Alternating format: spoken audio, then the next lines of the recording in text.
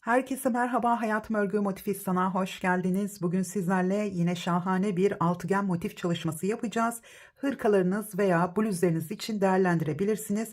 Özellikle baharlık altıgen hırka veya bluz çalışması yapabilirsiniz. Evet, burada ben koton ipler kullandım. Benim kullanmış olduğum koton ipler biraz ince bir yapıya sahip. Hafif de sert bir yapısı var. 100 gramda 340 metre uzunluğuna sahip ve 3,5 milimetre tığ kullanarak ördüm. Altıgen motiflerde ipinizin kalınlığı, inceliği fark etmiyor. İstediğiniz tığ numarasıyla, istediğiniz iplerle çalışabilirsiniz. Sadece sıra sayıları fark etmiş oluyor. Şimdi burada görmüş olduğunuz gibi yapraklı bir şöyle modelimiz var. Aynı zamanda file modeliyle birleşiyor. Bu modele benzer altıgen hırka çalışmaları var. Bu orta kısımları trabzanlarla yapılan. Biraz yaprakları farklı, yani benziyor ama tam aynı şekilde yapılmıyor. Bu şekilde file modeliyle daha kolay bir yapımı var ve hızlıca bitirip hemen baharda kullanabilirsiniz. Evet, hazırsanız ve hemen aşağıdaki abone ol butonuna bastıysanız hemen motifimizin yapımına başlayalım. Motifimize başlarken ben örnek çalışması için akrilik bir ip kullanacağım ve 4 milimetre tığ ile öreceğim. Hemen tığıma başlangıç ilmeğimi attım. 1, 2, 3, 4, 5 tane zincir çektim. İlk zincirin içine batıyorum. Buradan bir ip aldım ve tığımdaki ilmekten kaydırma yaptım. Şu ipimi aldım. 1, 2 ve 3 zincir çektim. İpimi arada gizledim. Şimdi halkamızın içine bir ikili trabzan. 1, 2, 3, 4 zincir, 2 ikili trabzan.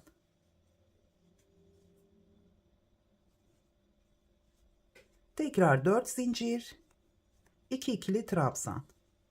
Bu şekilde 6 tane ikişerli trabzan grubu yapıyoruz.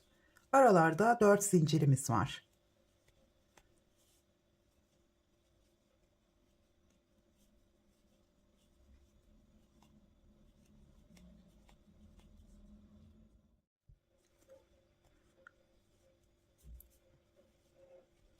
Şöyle son ikili trabzanımı yaptım. Şimdi köşeyi kapatırken burada 4 tane zincirimiz olduğu için yarım trabzan yapmadan önce şöyle bir zincir çektim, bir ip aldım.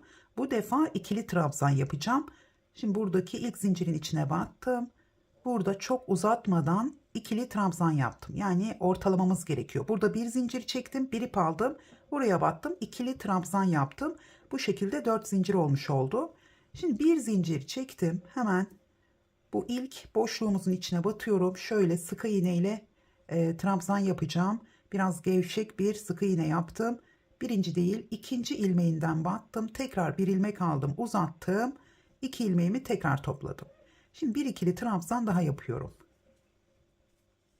Şimdi zinciri çekmeden sıradaki köşe boşluğuna atlıyorum. 2 ikili trabzan. Başlangıçta yarım köşe yaptık. 2, 3, 4 zincir, yine aynı yere 2 ikili trabzan. İkinci sırada 6 tane köşemiz olacak. Tekrar 1, 2, pardon, arada zincir çekmiyoruz. Şöyle şimdi sıradaki köşeye atladım. 2 ikili trabzan, 4 zincir, 2 ikili trabzan.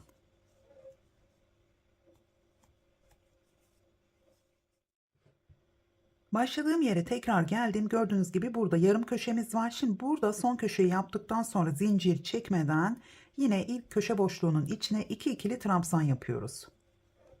Ve 6. köşemizi tamamlamış oluyoruz. Şimdi köşeyi kapatırken bir zincir çektim. Bir ip aldım. Hemen buraya batıyorum. Buradan da bir ilmek aldım. Şöyle ikili trabzan yapıyorum. Tam ortaladım gördüğünüz gibi. Şimdi burada 4 zincirimiz olduğu için bir zincir ikili trabzan yapıyoruz. Normalde 3 zincirimiz olduğu zaman ya da 2 zincirimiz olduğu zaman yarım trabzanla kapatıyoruz. Şimdi bir zincir çektim tekrar. Boşluktan ilmeğimi aldım. Şöyle gevşek olacak şekilde ikisini topladım. Birinci değil, şu ikinci ilmeğin içine battım. Buradan tekrar bir ilmek aldım. 2 ilmeğim var. Uzattım biraz bu ilmeği. İkisini birlikte topladım. Şimdi yine köşe boşluğunun içine 3 ikili trabzan. Bundan sonra köşelerde hep 4 tane ikili trabzanımız olacak. Baştakiyle birlikte burada da 4 tane ikili trabzanımız oldu. Şimdi zincir çekmeden, pardon, 2 zincir çekiyorum. Hemen şu araya battım. Bir ikili trabzan yaptım. Tekrar 2 zincir. Hemen köşeye geliyorum. 4 ikili trabzan. 2 3 ve 4. 1 2 3 4 zincir. Tekrar köşenin içine 4 ikili trabzan.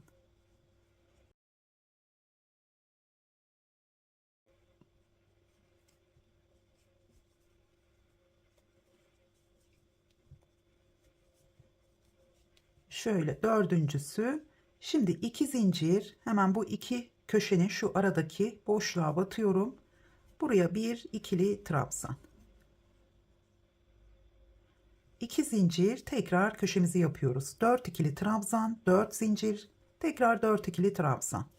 Bu şekilde 3. sırayı tamamlayalım.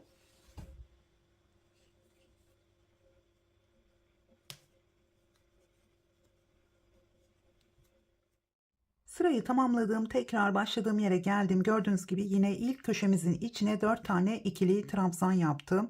Şöyle aralarda da bir tane trabzanımız var. 2 zincirimiz var. Şimdi burada yine köşeyi kapatırken aynı şekilde şöyle bir zincir çektim. Bir ip aldım. Tekrar buraya battım. Buradan bir ilmek aldım. Şöyle ikili trabzan yaptım. Bundan sonra köşeyi göstermeyeceğim. Şimdi burada yine bir zincir çekiyorum. Hemen köşenin içine battım. Buradan ilmeğimi aldım. Şöyle iki ilmeğimi aldım. Sık iğne yaptım. İkinci ilmeğin içinden tekrar ilmeğimi aldım. Uzattım. İkisini birlikte topladım. Burada 3 zincir de çekebilirsiniz ama burada şimdi bir trabzan yaptıktan sonra 2 zincir çekiyorum. O şekilde devam ediyorum. Dilerseniz 5 tane zincir çekerek başlayabilirsiniz. Şimdi burada hemen şu köşenin içine değil, ilk trabzanımızın üzerinden başlıyorum. Sırasıyla 4 ikili trabzan. Yani köşenin içine bir tane ikili trabzan, daha sonra 2 zincir çektim. Sonra 4 ikili trabzan. Tabii ki biz burada yarım başladığımız için bu şekilde başlıyoruz. Şimdi diğer köşede daha net görebilirsiniz. 4 ikili trabzan yaptım. Tekrar 2 zincir. Hemen şu bir trabzanın üzerine yine bir ikili trabzan yaptım. Tekrar 2 zincir. Sıradaki trabzanların üzerine 4 tane ikili trabzan. Şöyle 3 ve dördüncüsü. Şimdi 2 zincir. Bu defa köşe boşluğunun içine V boşlukları yapacağız. 2 zincir çektim. Bir ikili trabzan. 1, 2, 3, 4 zincir. Hemen buraya bir ikili trabzan daha yaptım. Tekrar 2 zincir. Ve sıradan devam ediyorum. Trabzanların üzerine ikili trabzanlar yapıyorum.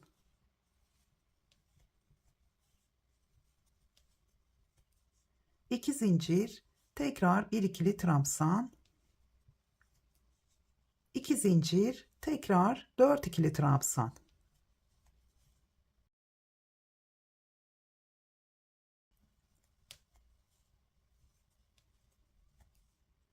İki zincir, köşe boşluğunun içine bir ikili trabzan, 4 zincir, tekrar bir ikili trabzan. V boşluğu yaptık.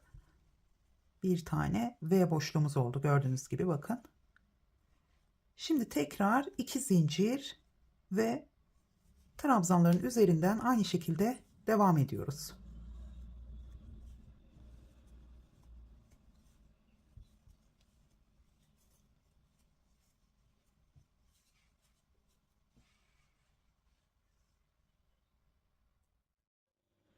Başladığım yere tekrar geldim. Sonda gördüğünüz gibi 4 tane ikili trabzanımı yaptım. Şimdi köşemizi tamamlayacağız. 2 zincir çektim. Tekrar ilk köşe boşluğuna bir ikili trabzan.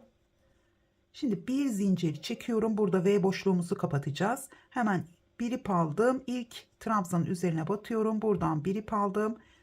İkili trabzan yaptım. Bu şekilde V boşluğumuzu yapmış olduk. Şimdi burada sık iğne ile bu şekilde trabzan yapınca biraz kalın bir trabzan oluyor. Dediğim gibi sizler burada 5 tane zincir çekebilirsiniz. O zaman burada 3. zincirin içinden ilmeğinizi alıp yine ikili trabzanla kapatabilirsiniz. Evet, tekrar bir zincir çekiyorum. Hemen buradan şöyle sık iğnemi yaptım. Aynı şekilde ikili trabzanımı yaptım. Şimdi 3 ikili trabzan daha yapıyorum. Şimdi bu sırada yeni yapraklara başlıyoruz. İlk yaprakları da tamamlayacağız. Yani hem yeni yaprağa başlayıp hem de diğer yaprakları bitirmiş olacağız. 4 tane ikili trabzan yaptım. İlk köşe boşluğunun içine yine yarım olarak başladım. 1, 2, 3, 4 zincir çektim. Bir ip aldım. Şimdi buradaki trabzanı atlıyorum. 2 zincir boşluğunu da atlıyorum. 4 tane yarım ikili trabzan yapacağız. Hemen şöyle ilk 2 ilmeği aldım. Diğerini tığda bıraktım. İkincisi, üçüncüsü ve dördüncüsü. Evet, tığımda 5 tane ilmeğim var. Hepsini birlikte topladım. Tekrar 1, 2, 3, 4 zincir çektim. Hemen bu sıradaki trabzanımızın üzerine bir ikili trabzan. Tekrar 4 zincir, 3 ve 4. Yine 4 tane yarım ikili trabzan.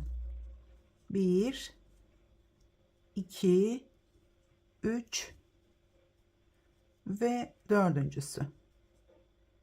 Tekrar hepsini birlikte topladım. 1, 2, 3, 4. Şimdi yine V boşluğumuzun içine, yani köşeye geliyorum. 4 ikili trabzan. Bu aradaki 2 zincir ve 1 trabzanı atlıyoruz. Bu köşelerden her zaman yapraklarımıza başlıyoruz. Bunlar yeni yapraklarımızın trabzanları. Tekrar 1, 2, 3, 4 zincir. Hemen aynı yere 4 ikili trabzan. 3 ve dördüncüsü. Şöyle köşemizi yapmış olduk V boşluğunun içine. Bu şekilde. Evet, aynı şekilde sırayı tamamlıyoruz. Buradan artık 4 zincirle devam ediyorum. Sıradaki 4 ikili trabzan üzerine 4 tane yarım ikili trabzan. Şöyle 3 ve dördüncüsü. Hepsini birlikte topladım. 1, 2, 3, 4 zincir, hemen bir ikili trabzan. Tekrar 4 zincir. Sadece bu sırada bu yarım ikili trabzanları yaptığımız zaman sağında ve solunda 4 zincirimiz oluyor.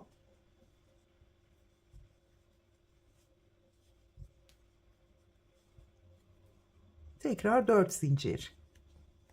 Ve köşe boşluğunun içine geldim. 4 ikili trabzan, 4 zincir, 4 ikili trabzan.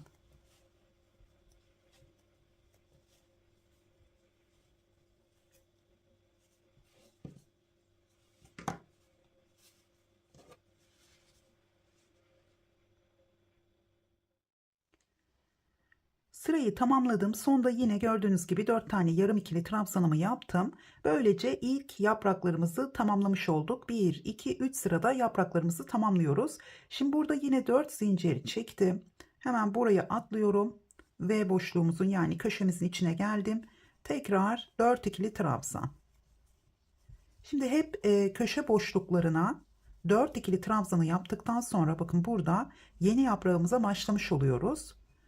Ondan sonra yani bir tane köşelerde 4 ikili trabzanımız oluyor. Hemen ikinci sırasında da V boşluğumuzun olduğu sıra başlıyor. Yine bir zincir çektim. Aynı şekilde şöyle buraya bir ikili trabzan yaparak köşemizi kapattık. Gördüğünüz gibi burada da köşelerde 4 tane ikili trabzanımız, hemen üzerinde bir V boşluğu. Şimdi köşede 4 tane ikili trabzanlarımız, tekrar V boşluğu yapacağız. Bu defa ben de şöyle 1, 2, 3, 4, 5 tane zincir çektim. 3 tanesi ikili trabzanımız için ve 2 tanesi de ara boşluğumuz için. Hemen buradan devam ediyoruz. Yine 4 tane ikili trabzan.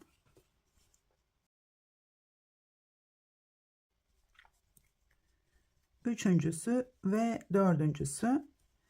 Şimdi burada 2 zincir, hemen 4 zincir boşluklarımız var. Şöyle içine battım. Buraya bir ikili trabzan yaptım. Tekrar 2 zincir ve diğer 4 zincir boşluğuna bir ikili trabzan. Şimdi 2 zincir, sıradaki trabzanın üzerine bir ikili trabzan. Tekrar 2 zincir, 4 zincir boşluğuna bir ikili trabzan, 2 zincir, yine 4 zincir boşluğuna bir ikili trabzan. Bakın burada artık boşluklarımız fazlalaştı. 1 2 3 4 5.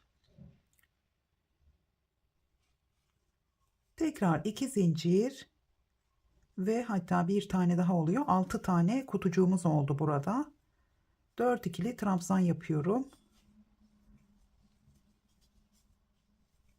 Şöyle dördüncüsü, hemen bakalım tekrar. Şimdi bu şuradaki trabzanlarımız şöyle düzelttiğimiz zaman bakın bu şekilde 1 2 3 4 5 6 tane boşluğumuz var. Şimdi burada yine köşelerde V boşlukları yapacağız. 2 zincir çektim.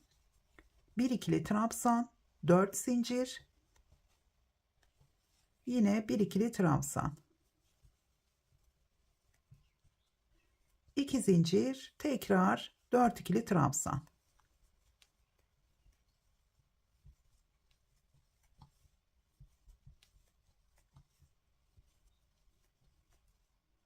İki zincir, 4 zincir boşluğuna bir ikili trabzan, 2 zincir, tekrar 4 zincir boşluğuna hemen atladım, bir ikili trabzan daha yaptım. 2 zincir, sıradaki trabzanımızın üzerine bir ikili trabzan, 2 zincir, tekrar 4 zincir boşluğuna bir ikili trabzan, 2 zincir, yine son olarak 4 zincir boşluğuna bir ikili trabzan. Tekrar 2 zincirle devam ediyoruz. Bu sırayı da aynı şekilde tamamlıyoruz.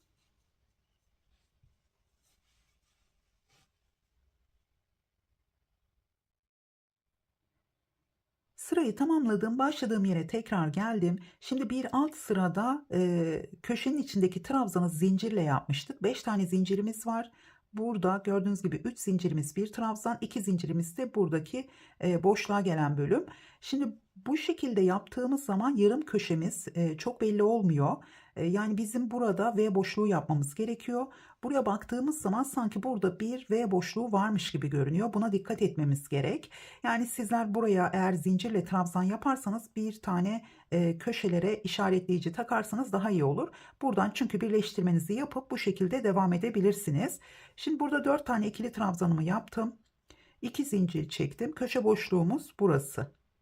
Şurada ikili trabzan, bakın burada bir zincirimiz var. Şurası bizim köşe boşluğumuz. Buraya batıyorum. Tekrar bir ikili trabzan yaptım. Şimdi V boşluğumuzu kapatacağım. Bir zinciri çektim. 1 2 3. zincirin içine battım. Buradan ilmeğimi aldım. Şöyle uzatmadan ikili trabzan yaptım. Gördüğünüz gibi şimdi V boşluğumuz tam oldu. Şimdi o yüzden ben tekrar sık iğne ile trabzan yapacağım. Size zincirle olanını da göstermiş oldum. Şimdi hemen ikili trabzanımı yapıyorum. Şimdi bu sırada V boşluklarını yaptıktan sonra köşelerde yeni sırada yine yeni yapraklara başlıyoruz köşenin içinden. 4 tane toplamda ikili trabzanımız var ve buradaki yapraklarımızı tamamlıyoruz. Yani hem yeniye başlıyoruz hem diğer yapraklarımızı bitiriyoruz. Bu sıradan sonra artık kendiniz devam edebileceksiniz. 2 3 4 zincir. Şimdi burada yapraklarımızı 3. sırada tamamladığımız için köşedeki 4 trabzandan sonra 4 zincir çekiyoruz ve burada 4 tane yarım ikili trabzanımız olacak. İlk 2 ilmeği aldım, diğerini tığda bıraktım. İkincisi, üçüncüsü ve dördüncü yarım ikili trabzanımı yaptım. Şöyle 5 tane ilmeğim var, hepsini birlikte topladım. Tekrar 1 2 3 4. Bu şekilde trabzanları topladığımız zaman sağında ve solunda her zaman sadece bu sırada 4 zincir oluyor. Şimdi sıradaki trabzanın üzerine bir ikili trabzan, 2 zincir, tekrar sıradaki trabzanın üzerine bir ikili trabzan, 2 zincir, bir ikili trabzan. Köşeye kadar aynı şekilde devam ediyoruz.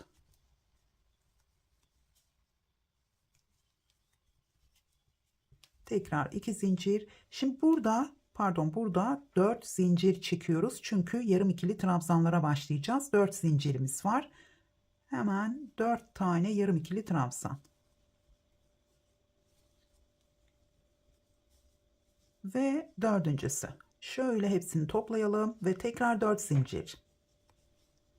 Şimdi köşenin olduğu yere geldim. Boşluğu ve trabzanı atlıyorum. Direkt V boşluğunun içine 4 ikili trabzan, 4 zincir ve 4 ikili trabzan. Yani bu kısmı sizinle birlikte başladık. Buradaki yaprakları yaparken aynı şekilde ilerledik. Bundan sonra alt sıralara bakarak rahatlıkla devam edebilirsiniz. Tekrar 4 zinciri çektim ve yine köşenin içine 4 ikili trabzan.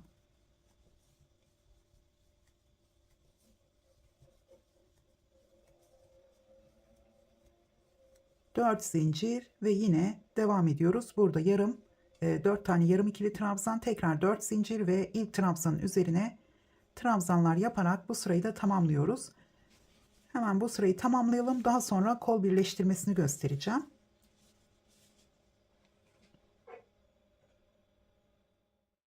Sırayı tamamladım. Sonda bir kenarı örmeden bu şekilde kol birleştirmesi için bıraktım. Gördüğünüz gibi burası bizim başladığımız köşemiz. Burada da son köşemiz var. Burada 4 ikili trabzan yaptım. Şimdi buradaki sırayı örerken kol birleştirmesini yapacağız. Ondan önce şöyle diğer motifimin üzerinde hemen şöyle ön yüzünü terse çeviriyorum. Herhangi bir köşeyi birleştirme yapacaksak tabii ki son ipimizin olduğu köşeyi tutuyoruz. Daha sonra tam karşısındaki köşenin üzerine getirdim ve bu şekilde katlamış olduk. Bedenimizin yarısı olmuş oldu. Gördüğünüz gibi çok güzel görünüyor. Şimdi bu modeli yaparken birleştirmeyi, yani kol birleştirmesini yaptıktan sonra modeli sadece şu etek ucundaki köşelerde bedenlere sıra eklerken devam ettireceğiz. Burada artık modeli devam ettiremeyeceğiz. O yüzden bu bölümlerde hep şu kutucuklarımızın olduğu sıraları yapacağız ve burada alt etek ucuna gelen bu köşelerde yine yapraklarımızı aynı şekilde devam ettireceğiz. Şimdi kolda da birleştirmeyi yaptıktan sonra burada artık yapraklarımızı devam ettirmeyeceğiz. Şimdi burada da yine sadece file modeli olarak devam edeceğiz. Buradan birleştirmeyi yapacağız. Burada artık kutucuklar yaparak file modeli olarak kolumuzu tamamlayacağız. Ya da biraz kısa kollu olarak bir bluz çalışması ya da baharlık hırka çalışması da yapabilirsiniz. Şimdi zaten file olduğu için, ama balon kollu bir file görünümlü hırka veya bluz çalışması da yapabilirsiniz. Şimdi örgüden anlayan arkadaşlar için, yine yeni başlayan arkadaşlar için de anlatıyorum ama burada yapabilen arkadaşlar için bunları anlatacağım. Daha sonra her zaman söylediğim gibi ilgi görürse yeni sezonda, yani kış sezonuna başladığımız zaman bu hırkayı da tamamlayabiliriz ya da yaz döneminde zamanım olursa yine hırkayı tamamlamaya çalışacağım. Şimdi burada kol birleştirmesini yaptıktan sonra modeli devam ettirmeyeceğimiz için biraz motifimizi büyük örelim. Yani normalde benim yapmış olduğum altıgen hırkalar genelde balon kollu olmuyor. Yani burada işte kol evinin yüksekliği hangi bedene hangi santimetre gerekiyorsa kol evini yaptıktan sonra bedene sıralar ekleyerek bedenleri büyütüyorum. Şimdi biraz büyük yaptığımız zaman beden de biraz daha geniş olacak ve o zaman sıra eklememiz de daha kolay olacak. Şimdi burada ben 20-21 santimetre large beden için her zaman kol evi yüksekliği oluşana kadar sıralar eklemeye devam ediyorum.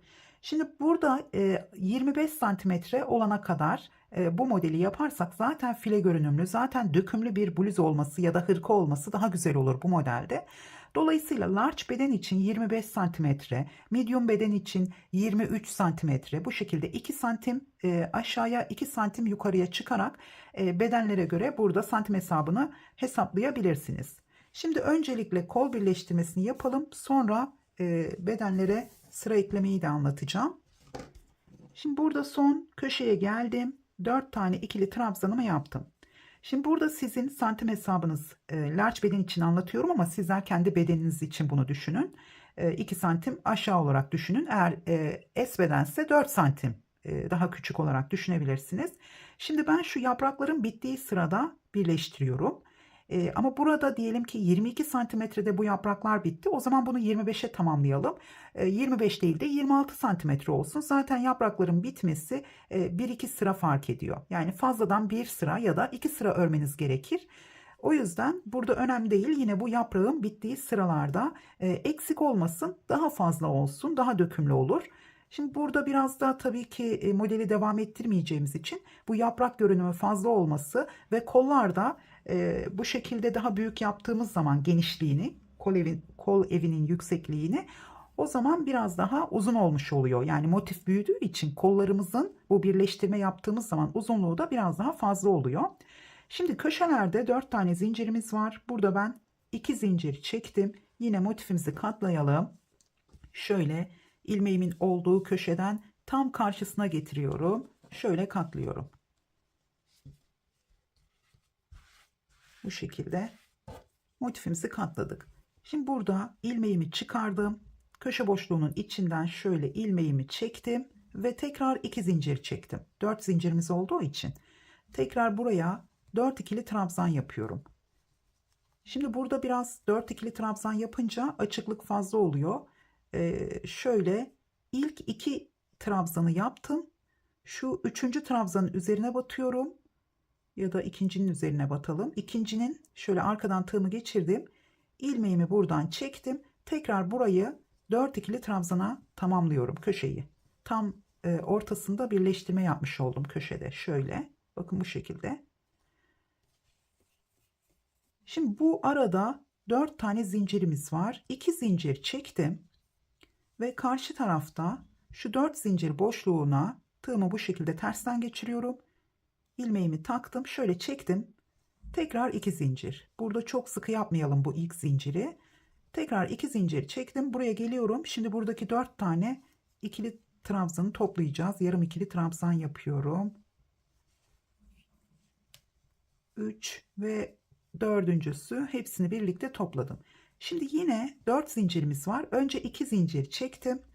Bu tarafta da 4 zincirimiz var. Buradan tığımı geçirdim. Buradan ilmeğimi çektim. Bakın şurada gevşek bırakıyorum ilmeğimi. 1 2 zincir çektim. Tekrar buradan devam ediyoruz. Bir ikili trabzan yaptım. Sıradaki trabzanın üzerine. Şu ilmeğim biraz gevşek oldu. Şimdi trabzanların arasında 2 zincirimiz var. Bir zincir çektim. Tekrar buraya geldim. Buradan ilmeğimi boşluktan çektim ve tekrar gevşek bir şekilde bir zincir çektim ve sıradaki trabzanın üzerine bir ikili trabzan yaptım.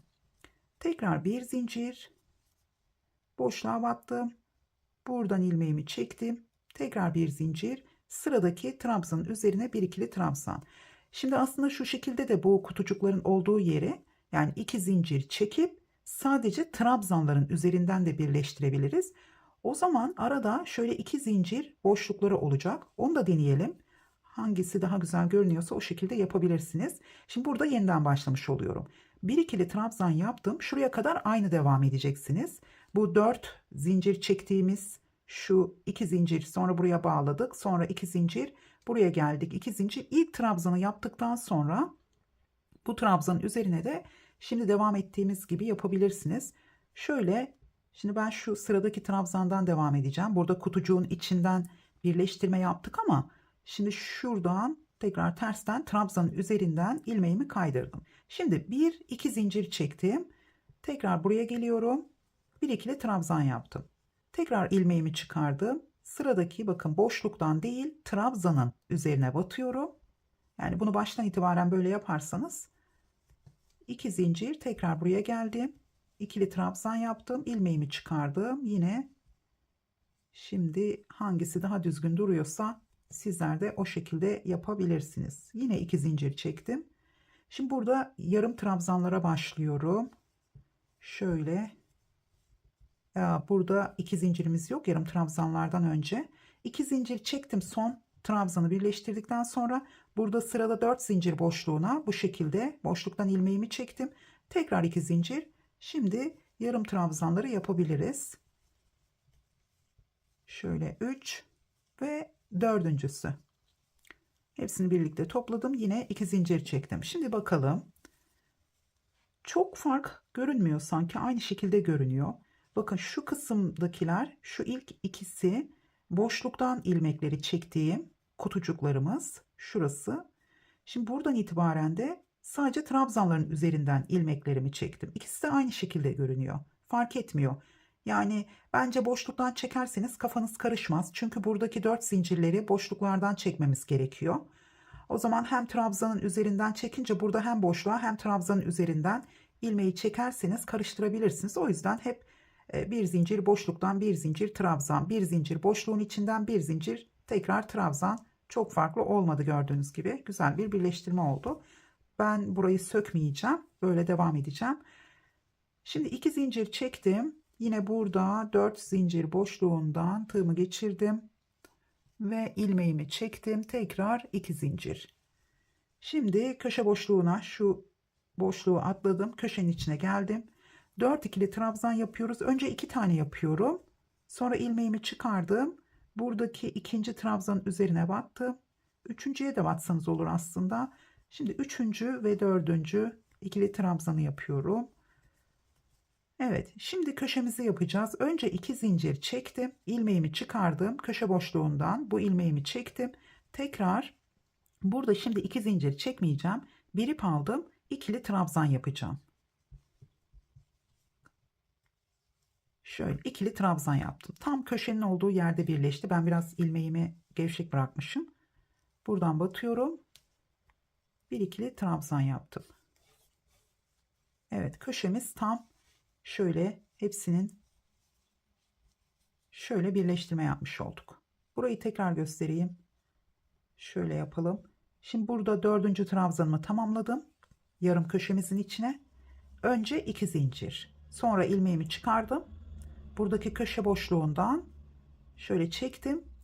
Şimdi burada 2 zincir çekip buraya da kaydırma yapıp bağlayabilirsiniz ama bu şekilde yaparsak devam edeceğiz. Sıraya devam edeceğiz kol için. Ve ikili trabzan yaptım. İlmeğimi çektikten sonra direkt buraya batıp ikili trabzan yaptım. Bakın. Şimdi buradan kutucuklarla devam etmemiz gerekiyor. Bir zincir çektim. Önce sık iğne ile trabzan yapacağım. Şöyle 2 ilmeğimi topladım. İkinci ilmeğe battım ve bir ikili trabzan yaptım.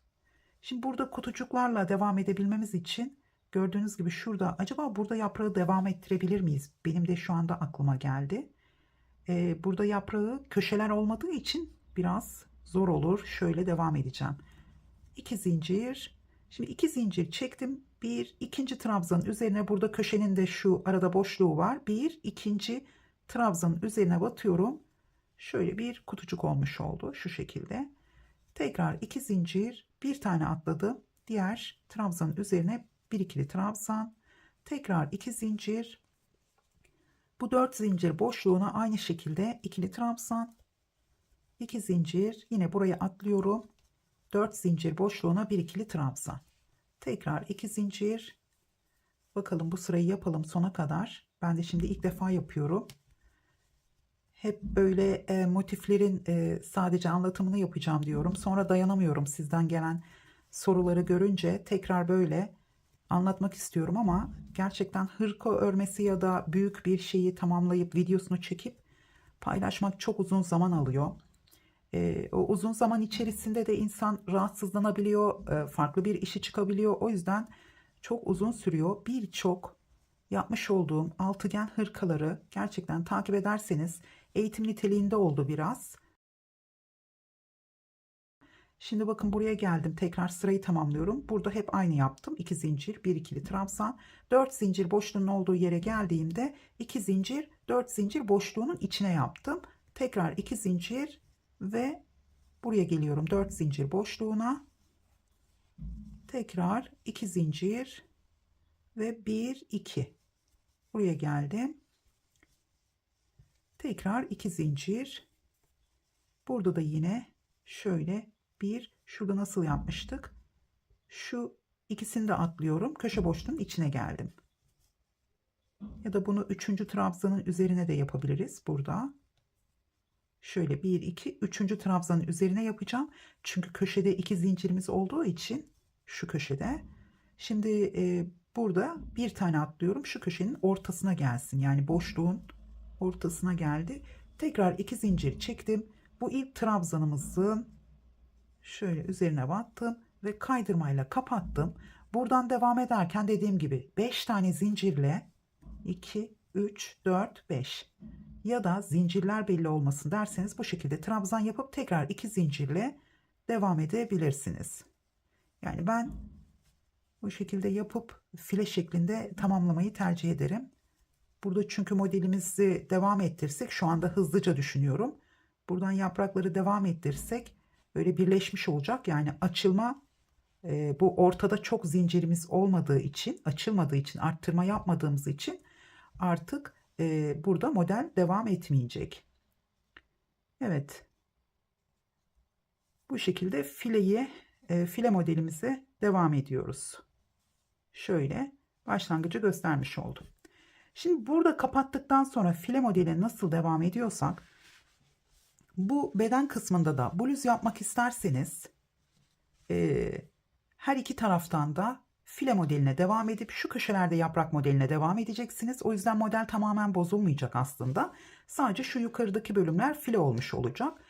Buradan şöyle devam ederek iki motifi de yine file görünümüne de yakanızı ne kadar düşük istiyorsanız şuradan başlayabilirsiniz. Şu 4 trabzanın ortasından ikili trabzan yapıp tekrar 2 zincir, buradaki 4 zincirin ortasına batıp sonra yine kutucuklarla devam edip buraya gelince modelinizi burada yaptığınız gibi devam ettireceksiniz. Çünkü köşelerimiz var. O şekilde file görünümüne devam edebilirsiniz. Şimdi şöyle diğer motifimi alıyorum. Size hemen şöyle katlayacağım.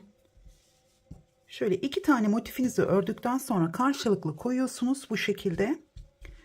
Şimdi birine buradan başlıyorsunuz ön bedeni, çünkü daha aşağıda başlamak isterseniz ya da burada kafanız karışmasın, her iki bedene de, yani her iki motife de aynı boşluktan başlayarak şuradan fileye başladığınız zaman burada modeli devam ettiriyoruz. Buradan arka bedene geldiğiniz zaman da yine burada 4. boşlukta trabzanınızı tamamlayın. Çünkü bu yazlık bir bluz olduğu için sonra yaka kenarına tekrardan sık iğne ya da trabzan çalışması yapabilirsiniz. Yani hem ön hem de arka bedenin şu yüksekliği aynı şekilde olacak.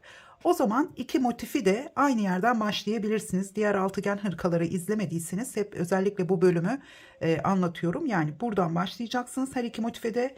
Bu motife de başlarken buradan başlayacaksınız. Arkada da aynı yerde bitireceksiniz. İkisine de aynı sıraları eklediğiniz için ön veya arka fark etmeyecek. Birini böyle ters çevirerek koyacaksınız. Diğerini de bu tarafa. İkisi de aynı olduğu için, yani hem şurası ters oldu, hem ön bedenin hem de arka bedenin sıraları bu şekilde birleştirme yaparken denk gelmiş olacak. Burada şöyle açıyorum, bakın iki motifimin arasını. Burada örmek istediğiniz, yani eklediğiniz en fazla 7 sıra, 8 sıra bedenlere göre. Çünkü her bedende motifiniz daha büyük olduğu için buraya ekleyeceğiniz sıra sayıları standart oluyor. Sadece ince iplerle yaparsanız şu eklemiş olduğunuz sıralar, yani burada 6 santim, 7 santim bu bölüme, 7 santim bu tarafa, isterseniz bu 7 santim ipinize göre 7 sıra olabilir ya da 8 sıra 9 sıra olabilir. Yani şurada en az 15 santim 16 santim genişliğinde yaka boşluğunun olması yeterli. Daha geniş, böyle düşük yakalı olmasını isterseniz burada 18 santimetre 20 santimetre de yapabilirsiniz. Bu size kalmış. Bu şekilde sıralarınızı yapıp önden birleştirerek bluz çalışması yapmak istiyorsanız daha geniş yapmanız gerekiyor. O şekilde yakayı tam ortadan birleştirerek bluz çalışması, hem önden hem arkadan birleştireceksiniz. Ya da arka bedenleri birleştirerek de hırka çalışması yapabilirsiniz. Dediğim gibi üst bölümler file, etek uçlarında burada sizin bu eklediğiniz sıralarla yaprak modelimiz devam etmiş olacak. Kolda da yine uzun çalışırsanız, yani uzun kollu, dediğim gibi motifler biraz büyük olacağı için bu file modelini yaptığınız zaman kolda lastik çalışması yapabilirsiniz ve o zaman balon kol olur ve burası file olduğu zaman model bozulmaz. Yani sadece file görünümünü burada kol manşetine yaptığımız zaman burada balon kol olacağı için burada güzel bir görüntü çıkacaktır. Evet, daha fazla uzatmayayım. Bu bölümleri dediğim gibi meraklısı olan arkadaşlara anlatıyorum. Sıkılan arkadaşlar burada birleştirmeyi yaptıktan sonra hemen videoyu kapatabilirler. Evet, modelimizin anlatımı bu kadar. Umarım beğenmişsinizdir. Beğendiyseniz beğen butonuna basmayı ve yorum bırakmayı unutmayın. Tekrar görüşünceye kadar hoşça kalın.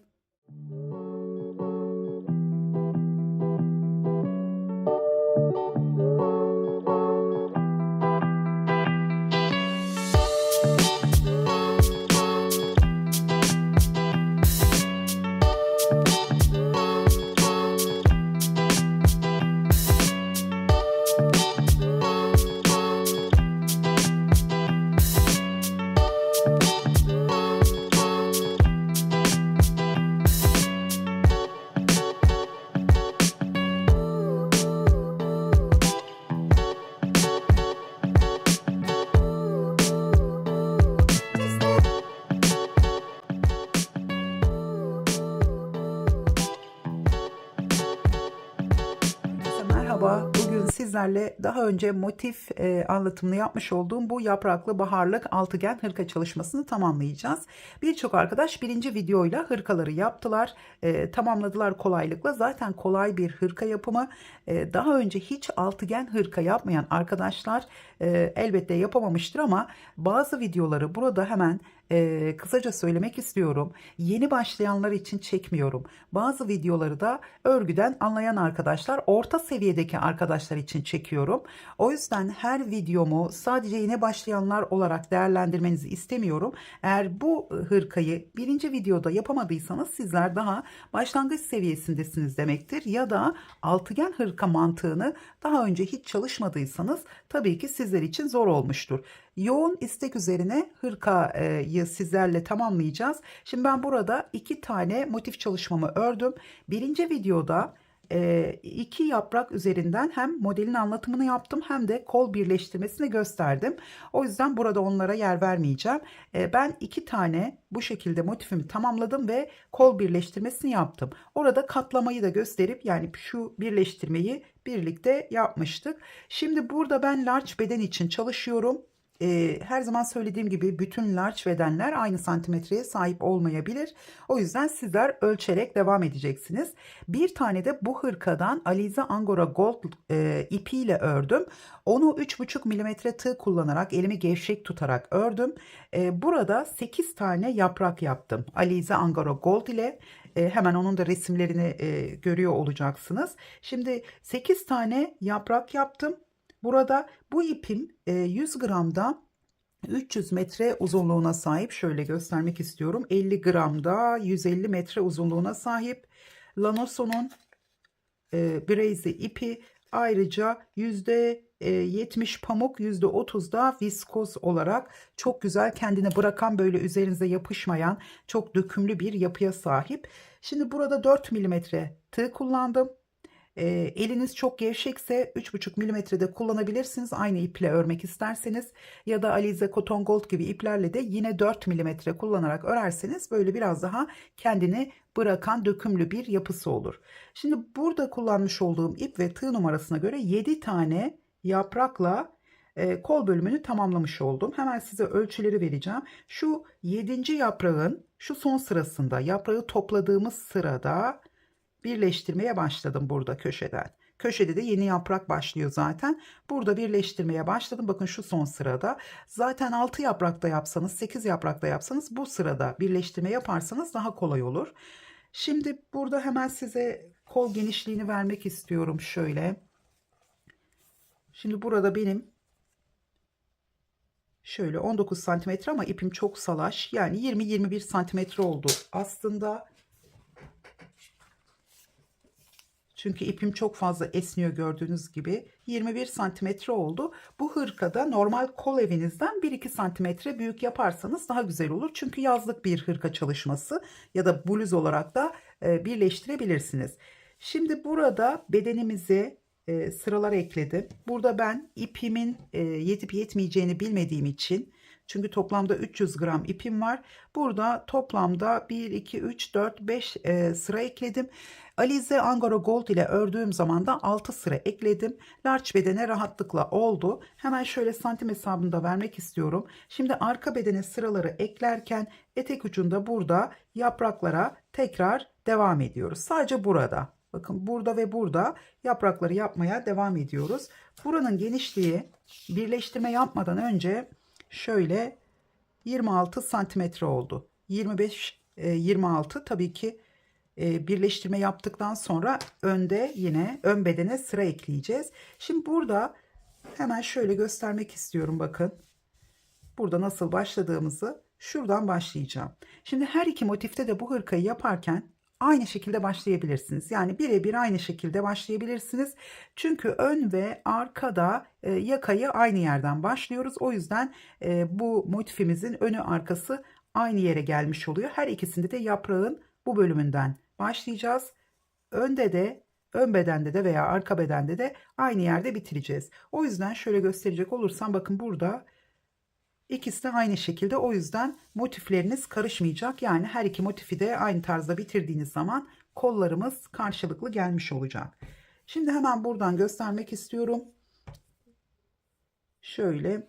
Şimdi burada şu yaprakları topladığımız yerde tam şöyle üzerine batmıyorum. Bakın burada çok büyük bir boşluk oluşur. Şu kısımda toplayıp zincire başladığımız yerde şu bir zincirin olduğu yere batıyorum. Buradan ipimi aldım ve şöyle direkt bağladım ipimi. Burada ipimi yürüteceğim. 1, 2, 3, şöyle 4 ve 5 tane zincir çekiyorum. 3 tane zincirimiz trabzan için, 2 tanesi de şu araya gelen zincirlerimiz oluyor. Hemen sıradan yine boşluklar yaparak devam ediyoruz. Yani farklı bir şey yapmıyoruz. Birinci videoda da aslında anlatmıştım buradan başladığını ama bu şekilde bitmiş halini görerek daha net anlayabilirsiniz. Buradan devam ediyorum. Şimdi burada ben yaprak yapımını da anlatmayacağım. Çünkü zaten burada devam eden bir yaprağımız var. 2 zincir çekiyorum. Trabzanlar yapmaya devam ediyorum. Şimdi bu şekilde toplamda 5 tane yaptım. Sizler daha ince tığ ve daha ince bir ip kullanırsanız o zaman 6-7 sırada yapabilirsiniz. Ön bedende 1-2 sıra fazla yapacağım. İpim yeterse 2 sıra ön bedene arkaya göre fazladan ekleyeceğim. Birleştirmeyi yaptıktan sonra. Burada karıştırmayalım. Şimdi bu şekilde buradan başladım, devam ediyorum.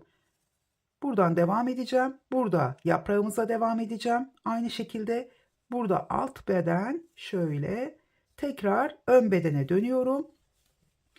Ve buraya geldiğimiz zaman şurayı karıştırmayalım. Hemen şuraya bir tane işaretleyici takacağım. Şimdi burası bizim birleştirme yerimiz. Şuraya geldiğimiz zaman burada bakın bu tarafa döndüğümüz zaman terste kalıyor. Şu büyük ilmeğe değil, bakın burası çok açılıyor. Şurada zincirimizin olduğu şöyle zincirimizin olduğu yere batarak buraya bir ikili trabzan yapıp yine 5 tane zincir çekerek kutucuklara devam edeceğiz. Toplamda 5 sıra olana kadar. Şimdi 5. sırayı tamamladıktan sonra şöyle, şimdi burada sonuna kadar örmeme gerek yok. Dediğim gibi zaten birinci bölümde yaprak yapımını anlattım ve buradan da sadece nereden başladığımızı göstermek istedim. Buradan başlıyoruz. 3 kenarda devam ediyoruz. Buraya geliyoruz. Tekrar dönüyoruz. Yani bunu 5 defa tekrar edeceğim ben. Sizler de ipinize göre 6, en fazla ipiniz çok ince ise 7 kere. Yani şu yaka genişliğimizin 15 santimetre olması yeterli. Burada 15 santimetre, 16 santimetre olacak şekilde daha büyük bedenler için çalışıyorsanız o zaman belki 18 santimetre de yapabilirsiniz. Yaka büyük olursa daha sonra en son yakayı toparlayabiliriz. Şimdi burada bu sıraları tamamlayacağım. Bakın burada göründüğü gibi. Daha sonra da birleştirmeyi yapacağım. Hemen birleştirmeyi birlikte yapacağız. Birleştirmeden sonra da yine alt bedene ve bu ön bedene eklediğim sıraları göstereceğim. Toplamda 5 sırayı tamamladım. Şimdi bu 5. sırayı yaparken son şu arka bedende şu köşenin olduğu yerden itibaren birleştirmeye başlayacağız. Sizler burada 6 sıra yapmış olursanız o zaman yakadan başlayarak etek ucuna doğru birleştirme yapmanız gerekiyor. Benim 5. sıramın son kenarı, yani burası artık arkanın olduğu bölüm. Bu alttan etek ucundan şu yaprağımızı yaptığımız köşeden birleştirmeye başlayacağım bedeni. Şimdi şöyle hemen bakın yönünü de göstermek istiyorum. Etek ucunda olduğu için şimdi şöyle açıyorum. Bakın bu şekilde köşenin olduğu yerdeyim şu anda. Şimdi şunu da söylemeyi unuttum başlarken. Şimdi biz burada bir tane trabzan yapıp başladığımız zaman ilk sıraya buradan 2 zincirle şuradaki trabzanın üzerine trabzan yaparak göstermiştim ilk başlangıçta. Burada 4 tane zincirimiz olduğu için bu yaprağı topladığımız yerde 4 tane zincirimiz olduğu için buraya bir trabzan yapıp 2 zincir, tekrar bu 4 zincirin içine bir ikili trabzan, 2 zincir, daha sonra buradaki ilk trabzanın içine ikili trabzan yaparak sıraya başladım. Bunu da burada göstermiş olayım. Şimdi birleştirmemizi yapacağız. Dediğim gibi sizler eğer 6 sıra yapıyorsanız İpiniz ince ise buradaki santim hesabınız daha küçük olacaktır ya da tığ numaranız küçükse 7 sıra yapıyorsanız yine aşağıya denk gelecektir birleştirme yeriniz. 8 sıra yapıyorsanız o zaman buraya yine yukarıdan yakadan etek ucuna doğru birleştirme yapmanız gerekebilir. O zaman yeni sıraya başlarken, yani ben burada 5. sırayı tamamlasaydım 6. sıraya başladığımda burada birleştirmeyi yapıp 6. sırayı burada devam ettirip etek ucunda, daha sonra da ön bedene dönerek tekrar bu ön bedenin olduğu yere gelecektim. Şimdi ben 5. sırada birleştirme yaptığım için etek ucuna denk geldi. Şimdi hemen diğer parçamı alıyorum, şöyle şu şekilde. Sadece kolları karşılıklı gelecek şekilde koyalım. Bakın kolumuz yukarıda. Diğer benim buradaki hemen diğer bedenin kolu da bu tarafta. Her iki kolda aynı şekilde. Çünkü birisi aşağıda birisi yukarıda olabilir. Bunu karıştırmayalım. Şimdi burada artık birleştirme yapacağım. Hemen köşede şu yaprağımızı yaparken bakın burada yeni başlayan yaprağımızın 2. sırasını yaptım. 2 zincir köşenin içine bir ikili trabzan. Çünkü burada bir sıra V boşluğu, bir sıra bu şekilde trabzanlar yapıyoruz. Şimdi 4 zincirimiz olduğu için V boşluğunun arasında 4 ikili trabzan, 2 zincir, köşe boşluğunun içine bir ikili trabzan, 2 zincir çektim. Hemen ilmeğimi çıkartıyorum. Kolda olduğu gibi birleştirme yapıyorum. Buradaki köşenin içinden şöyle ilmeğimi çektim. Tekrar 1 2 zinciri yaptım. Hemen şöyle tığımı değiştireceğim. Küçük numara almışım. Evet, 2 zincir çektim. Hemen burada V boşluğumu tamamlıyorum. Tekrar köşe boşluğunun içine bir ikili trabzan yaptım. Tekrar burada 2 zincirimiz var. Önce bir zincir çektim. Buradaki 2 zincir boşluğuna battım. Buradan ilmeğimi çekiyorum. Bir zincir. Tekrar buraya gelip 4 tane ikili trabzan yapacağız. Şimdi önce 2 tane yapıyorum. Hemen birleştirme yapacağım. 4 tane olduğu için arada açıklık kalmasın. Yine ilmeğimi çıkardım. Burada ikinci trabzanın üzerinden battım. İlmeğimi buraya çektim. Tekrar zincir çekmeden bir ip aldım. 2 ikili trabzan daha yapıyorum. Burada modelimizi devam ettirmiş oluyoruz. Şimdi tekrar 2 zincirimiz var. Pardon, burada 4 zincirimiz var. Burada da 2 zincir çektim. Hemen ilmeğimi çıkardım. Önce bakın burada şöyle ben de şaşırdım. 2 zinciri çektim. 4 zincir boşluğuna bir ikili trabzan yapacağım ama öncelikle şöyle yapacağım tekrar. Şimdi 4 ikili trabzanı yaptım. Bir zincir, hemen burada 2 zincir boşluklu kutucuğumuz var. Önce buradan alıyorum. Buradan ilmeğimi çektim. Bir zincir, tekrar 4 zincir boşluğunun içine bir ikili trabzan. Tekrar bir zincir, hemen karşı taraftan yine sıradaki 2 zincir boşluğuna battım. Şöyle pardon, şuraya. Burada atlama yapmayalım ya da aynı boşluğa batmayalım. Tekrar bir zincir çektim. Hemen buraya sıradaki 4 zincir boşluğuna bir ikili trabzan. Tekrar bir zincir. Hemen yine sıradaki 2 zincir boşluğundan alıyorum. Bir zincir. Buraya geldim. Sıradaki trabzanın üzerine bir ikili trabzan yaptım. Çünkü 4 zincir boşluklarına şöyle kutucuklar yapmış oldum. Tekrar bir zincir. Sıradan artık devam ediyorum. Aynı şekilde yakanın olduğu yere gelene kadar birleştirmemizi yapacağız.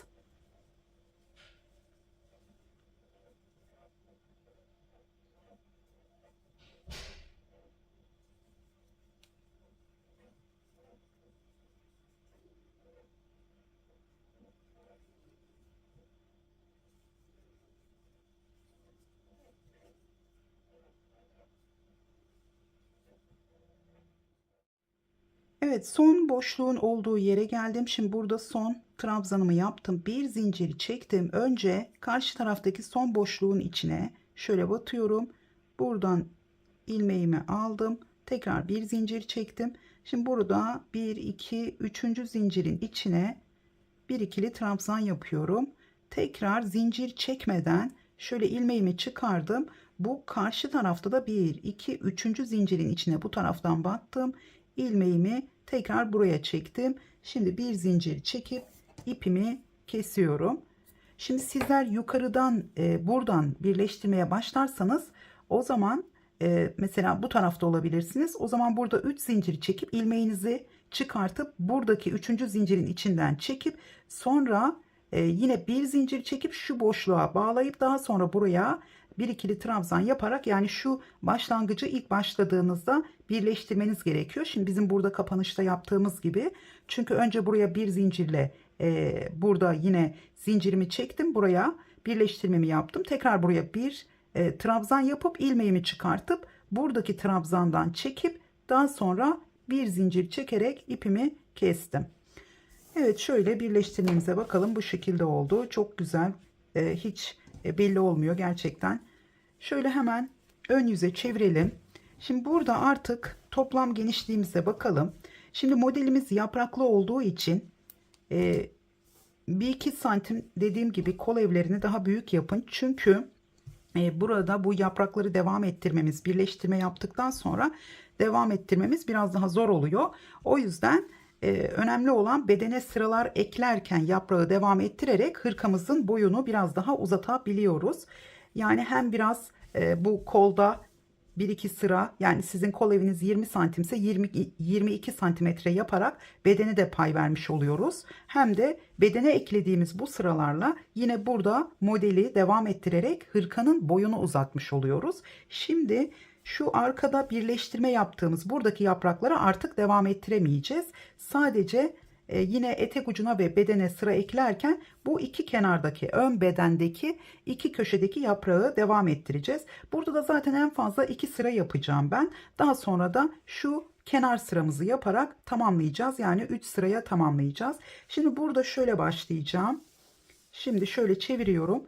Burada başladığımız zaman hep file yapacağız. Şurada kolları da göstermek istiyorum. Birinci videoda göstermiştim. Burada birleştirmeyi yaptıktan sonra şu ilk sıraya, kutucuk sırasına nasıl başladığımızı burayı göstermiştim. Burada ben ipim yetmeyeceği için bir sıra yaptım. Daha sonra üzerine kenar sırası yaptım. Burada yapmış olduğunuz ilk sıradaki kutucuklarınızın sayısının çift sayı olması gerekiyor. O zaman buradaki yelpazelerimiz bu şekilde denk gelecektir, ama tek sayı olursa o zaman denk gelmeyecektir. Buradaki sırayı tamamladıktan sonra ister bir sıra yapın, kolları daha uzun yapmak istiyorsanız o zaman yine hep kutucuk sırası yaparak, burada modelimiz artık bittiği için kutucuk sırasıyla daha uzun bir kol yapıp tığ işi lastik çalışması da yapabilirsiniz. Yani bilekte tığ işi lastik de yapabilirsiniz. Şimdi benim yapmış olduğum ölçüye göre burada, yani 7 tane yaprağı tamamlayıp birleştirdiğimde tam dirseğe geliyor. Yani large beden için dirseğe kadar uzun oldu. Şimdi hemen şöyle bakın, buradan başlayacağız. Bu defa buradan başladığımız sırayı 2 sıra kutucuk sırası öreceğim. Sadece şu köşelerde yapraklarımızı devam ettireceğim. Onun dışında arka bedende devam ettirmeyeceğiz. 2 sırayı buradan başlayacağım. Bütün şu bakın bu köşeden döneceğim. Yaprağımızı devam ettirerek burada kutucuk sıramıza devam edeceğiz. Şurada arka bedenin birleşme yerinde de bakın burada yine kutucuk yapacağız. Burada kutucuklar yaparken şurada mesela 2 zincir çekip buraya, sonra 2 zincir çekeceğiz, buraya atlayacağız. Yani arada 2 tane trabzana atlayacağız. Burada bir trabzan, 2 tane atlayıp dördüncünün üzerine bir trabzan yapacağız. Daha sonra burada yine 2 zincir buraya, daha sonra birleştirme yerine bir trabzan, yine 2 zincir, buraya bir trabzan, tekrar buraya geldiğimiz zaman şurada bir trabzan, 2 zincir, tekrar buraya bir ikili trabzan yaparak kutucuk sırasını burada da düzenlemiş olacağız. Yani burada artık modeli devam ettirmeyeceğiz. Bu şekilde alt bedenden buradaki köşeye geleceğiz. Tekrar buraya geldiğimiz zaman, şuraya geldiğimiz zaman tekrar bir sıra daha öreceğiz. Şimdi burada zaten kenar çalışması yapacağımız için ön yüzden başlayıp ikinci sıra ters yüzden bitmiş olacak. Yani ikinci sıra burada bitecek. Yine başladığımız yerde bitecek. Şimdi hemen başlangıcını yapalım. Umarım anlaşılmıştır. Sizler tabii ki burada 3 sıra da yapabilirsiniz. Yine bedeninizin genişliğine göre. Hemen şurada 1, 2, 3. zincirin, bakın 1, 2, yukarıdan da saydığımız zaman 3. zincirin içine batıyorum. Buradan ilmeğimi aldım. Şöyle bir ilmek yaptım. Burayı bağladım. Şu ipimi arada yürüteceğim. 2, 3, 4 ve 5 tane zincir çektim. Hemen buradan devam ediyorum. Şimdi aslında arka bedende de birleştirdiğimiz yerde yaprağın son bir sırası kaldı. Topladığımız trabzanları topladığımız sıra ama o zaman 4 zincir çektiğimiz için aralarda yaprağı toplarken o zaman orada volanlanma olacağı için orada yaprağımızı o şekilde bırakıyoruz. Yani ben daha önce örmüş olduğum yapraklı hırkada bu Angora Gold ipiyle ördüğüm birkaç sıra bu şekilde kutucuk sırası yaptım. Hem kollarda hem etek ucunda. Yani model bozulmuyor. Çünkü geneli bu şekilde file modeli olduğu için yine güzel duruyor. Sizler bu modeli daha uzun yapmak isterseniz o zaman kolların daha da geniş olması gerekir. O yüzden bence bu hırka modeli böyle etek üstü kısa bir hırka modeli. Yani tam crop da değil ama etek üstü 52-53 kullandığınız ipe göre 54 santimetre uzunluğunda olması gerekiyor. Tabii ben Angora Gold ipiyle yaptığım zaman buhar ütüsüyle 1-2 santim daha büyümüştü. O yüzden de tam 54 santimetre uzunluğunda olmuştu. Sadece onda arka bedene 6 sıra ekledim. Evet, bu şekilde devam ediyoruz kutucuklarımıza. Şöyle. Buraya geldiğimiz zaman da yine yaprağımıza devam edeceğiz. Burada zaten bu yapraklarımızı toplayacağız. 4 zincir yaprağımızı topluyoruz. Daha sonra 4 zincir ve buraya yine yeni yaprağımıza başlamış olacağız. Yani şu sıraya tekrar 4 ikili trabzan, 4 zincir, 4 ikili trabzan şeklinde devam edeceğiz. Ve bu sırayı tamamlayıp karşı taraftaki yakaya geldiğimiz zaman, şuraya geldiğimiz zaman burada da yine 5 tane zincir çekip döneceğiz. İkinci sırayı tamamladıktan sonra ben artık kenar çalışmasına başlayacağım. Sizler tabii ki üzerinize giyerek, ölçerek kaç sıra yapacağınızı, zaten çok fazla da sıra eklememeliyiz. Yani o zaman arkayla önün dengesi biraz bozulmuş olur. Şimdi arkaya göre 2 sıra, bir de kenar sıramız var. 3 sıra fazla olmuş olacak. Dolayısıyla şöyle hemen santim hesabına da bakalım. Şöyle şu anda ütü de yapmadım. Biraz buhar ütüsü yapacağım yine. Şöyle bakın, sıralar eklemeden yine esneme payımız çok fazla. Burada şimdi şöyle biraz esnetiyorum çünkü topluyor. Evet, şu anda 52-53 santimetre. Biz buraya 3 sıra daha eklediğimiz zaman toplamda 6 santimetre daha fazla olacak. Yani 60 santime yakın olacak genişliği. O yüzden large beden için yeterli. Aynı zamanda benim daha önce yine örmüş olduğum bu yapraklı hırka 38 bedene oldu large beden için ördüğüm. Çünkü boyu uzun bir arkadaştı ve large bedenin ölçüleri çok uzun boylu olduğu zaman yine 38 beden olmasına rağmen boyu uzun olduğu için large beden ona tam geldi. Hem uzunluğu hem de genişliği, dökümlülük payı.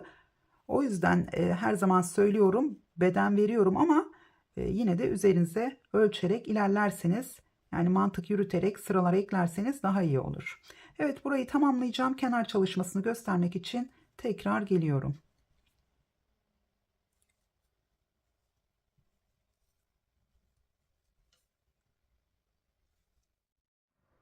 Evet, ben sıralarımı tamamladım. Ön bedendeki sıralarım 7 sıra olmuş oldu. Arka bedende 5 sıra olmuş oldu. Şimdi kenar sırasıyla devam edeceğiz. En fazla bu şekilde arka bedene sizler daha büyük ya da daha küçük beden çalışırsanız, yani burada 4 tane sıra yaptıysanız burada 6 tane sırayla bitirin. En fazla 3 sıra yapabilirsiniz. Şimdi benim kenar sıram olduğu için 3 sıra yapıyorum. Normalde arka bedene eklediğimiz, yani bu birleştirmeden önceki sıralarımızdan ön bedende 2 sıra fazla olması yeterli. Yine ölçerek devam edebilirsiniz. Şimdi kenar çalışmasına yakadan başlayacağım. Çünkü yakadaki boşluklara göre nasıl denk geleceğini göstermek istiyorum. Zaten kenar çalışmasına şuradan başlayıp yakanın etrafından bütün bedenin buradan etek ucundan yine şu başladığımız yere gelene kadar devam etmeniz gerekiyor. Şimdi bu yakada bazı boşlukları nasıl atladığımı göstermek için yakayı birlikte yapalım. Diğer tarafları sizler rahatlıkla yapabilirsiniz. Şimdi hemen şöyle tığıma başlangıç ilmeğimi attım. Hemen köşenin içine şöyle bir sık iğne yaptım. Tekrar şöyle yapacağım. Bir sık iğne yaptım. Sık iğnenin şöyle 2 ilmeği var. İkinci ilmeğin içinden aldım. Şöyle uzattım. 2 ilmeği tekrar topladım. Burada 3 zincir çekerek de başlayabilirsiniz. Şimdi bu dönüşlerde 7 tane trabzanımız olacak. Sadece bu köşelerin dönüşünde, yine etek ucundaki köşelerde de 7 tane trabzan yapabilirsiniz. Bu arada unuttum. 3,5 milimetre tığ kullanarak devam ederseniz daha iyi olur. Biraz bu hırkamızın kenarlarını toparlamış oluruz. Yani 4 milimetre ile devam etmeyeceğim. Sizler de 3,5 milimetre ile ya da hangi tığ kullanıyorsanız yarım milimetre düşürerek devam ederseniz daha iyi olur. Şimdi burada 7 tane olacağı için toplamda 4 tane trabzan yaptım. Geriye kalan trabzanları buraya geldiğim zaman tamamlayacağım. Şimdi hemen sıradaki boşluğa şöyle, burada 4 tane trabzanımı yaptım. Sıradaki boşluğa şu ipi çekeceğim şuradan. Hemen buraya bir sık iğne yapıyorum. Tekrar bir ip aldım. Zincir çekmeden sıradaki boşluğa 5 tane ikili trabzan. Şöyle 3, 4 ve 5.'si. Hemen sıradaki boşluğa bir sık iğne. Tekrar yine buraya geliyorum. 5 ikili trabzan. Şöyle 2, 3, 4 ve 5.'si. Yine sıradaki boşluğa bir sık iğne. Şimdi buradaki boşluklarımızın çift sayıda olması gerekiyor. Bu sık iğne yaptığımız, yani bir sık iğne bir tane de yelpazemizin olması için. Şimdi burada yine bakın şu trabzanımızın olduğu boşluğa yine 5 tane ikili trabzan yapıyorum.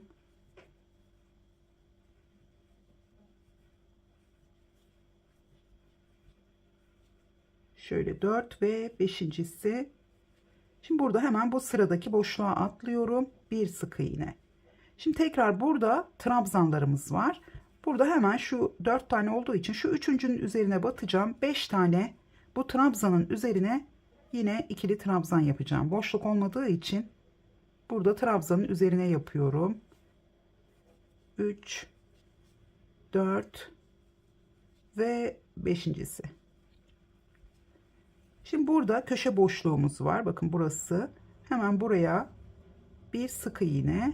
Tekrar burada köşe boşluğuyla başlıyor. Diğer motife geçtim.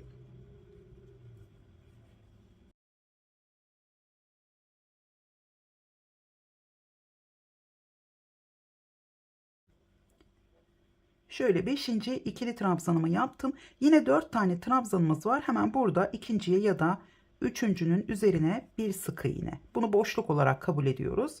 Tekrar sıradaki boşluğa 5 ikili trabzan. Şimdi bu şekilde devam edelim. Tam gelecek mi bilmiyorum ama sanırım tam gelecek. Şimdi ben burayı tamamlayacağım, yakayı. Şimdi burada bakın şöyle. Şimdi burada son boşluğun içine 5 tane yaptım. Şu araya batmayacağım. Bakın burayı atlayacağım. Hem burada birazcık yakamız yuvarlak olur. Şuraya geleceğim ve buraya bir sık iğne yapıyorum. Biraz da yakamız geniş olmuş zaten. Biraz toparlamış olacağız böylelikle. Bakın buraya, şu hemen dibindeki, burada ilmeğimiz çünkü genişlemiş. Hemen buraya geldim, bir sık iğne yaptım. Yine sıradaki boşluğa 5 tane ikili trabzan yapıyorum.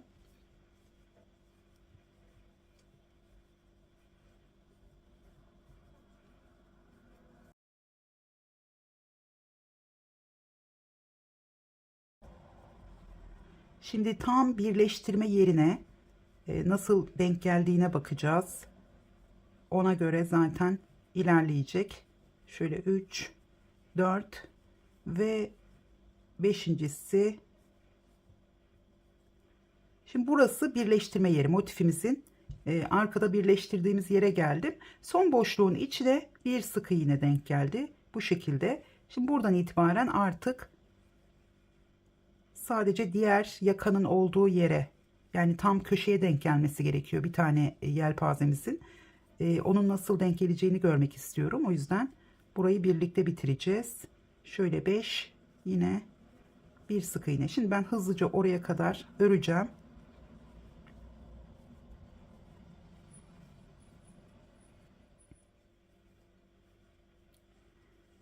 Evet, tekrar dönüyorum. Bakın buraya geldim. Şimdi buradaki son boşluğa yaptım. Buraya bir sık iğne. Şimdi burada 4 tane ikili trabzanım var. Hemen ikinciye ya da şöyle ikincinin üzerine de yapabiliriz. Buraya 5 tane ikili trabzan.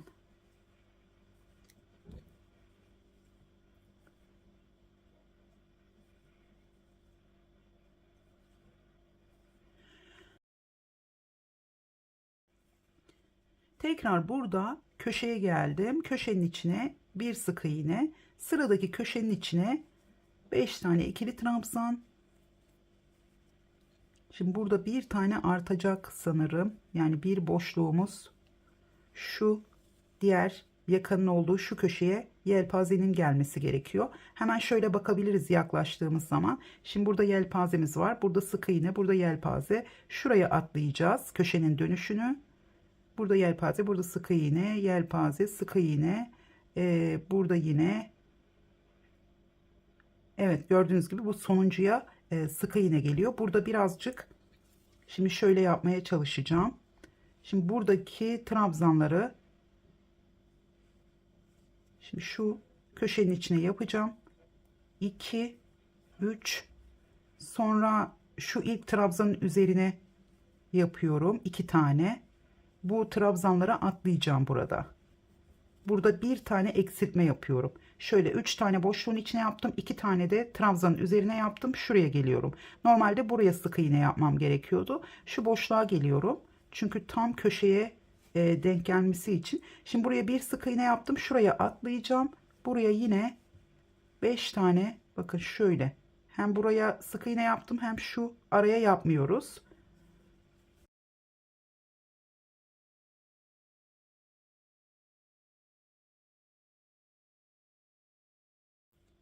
Şöyle beşincisi. Evet, tekrar sıradaki boşluğa bir sık iğne, sıradaki boşluğa 5 ikili trabzan.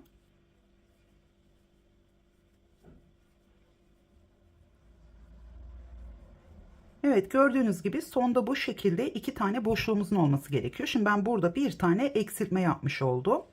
Şimdi hemen boşluğa bir sık iğne. Şimdi bu köşenin içine de 7 tane ikili trabzan yapıyoruz. 2, 3, 4, 5 ve 6. Yine burada iplerimizi gizliyorum üzerine örerek. Şöyle yedincisi. Burada ipim biraz uzun kaldı. Şöyle trabzanın arasında yine yürütüyorum. Buraya geldim ve sıradaki boşluğa bir sık iğne yaptım. Şuraya bir tane daha trabzan yapacağım. Bir sık iğne, sıradaki boşluğa yine 5 ikili trabzanla devam ediyorum. Sadece etek ucundaki köşelerde yine 7 tane yapalım dönüşlerde.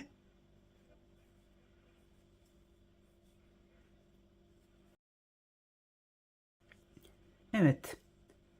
Evet, bu şekilde oldu. Şurada biraz gerginlik oluştu ama çok fazla değil. Zaten biraz da yakanın toparlaması gerekiyor. Şöyle bakalım. Şu iplerimi daha sonra gizleyeceğim. Evet, yakamız bu şekilde çok güzel oldu. Burada da yine ilerlerken bakın şurada tam birleştirme yerinde şurada bir sık iğne, buradan ilk boşluktan yelpaze ile başladığımız için bir tane burada artmış oldu. Burada trabzanların olduğu yerde eksiltme yaptım. Biraz orayı yedirmiş oldum. Gördüğünüz gibi yakamızda toparlanmış oldu. Şimdi bütün kenarları aynı şekilde 5 tane ikili trabzan, sıradaki boşluğa bir sık iğne olarak buraya kadar geleceksiniz. Yine buradaki trabzanlara da nasıl denk geliyorsa, yani sık iğne denk geliyorsa ikinci trabzanın ya da üçüncü trabzanın üzerine sık iğne ya da 5 tane ikili trabzan yaparak köşeyi tekrar 7 tane trabzanla döneceksiniz. Evet, şöyle hemen boyuna da bakmak istiyorum hırkamızın. Şimdi henüz buhar ütüsü yapmadım ama şöyle biraz esneterek ölçeceğim. Bir de son kenar sıramız var. 1 santimetre de o. Şimdi benim bu kullanmış olduğum tığ ve ipe göre sıralarım 1 santimetreden birazcık fazla oluyor. Evet, toplamda 54 santimetre uzunluğunda olduğu kenar sırası ütüyle birlikte 55 santimetre olacaktır. Bu yeterli bir uzunluk. Zaten 60 santimetre olduğu zaman etek üstünden daha aşağıya düşmüş oluyor. Bu şimdi tam güzel bir ölçü oldu. Evet, hırkamızın yapımı bu şekilde. Umarım beğenmişsinizdir. İzlediğiniz için teşekkür ediyorum. Tekrar görüşünceye kadar hoşça kalın.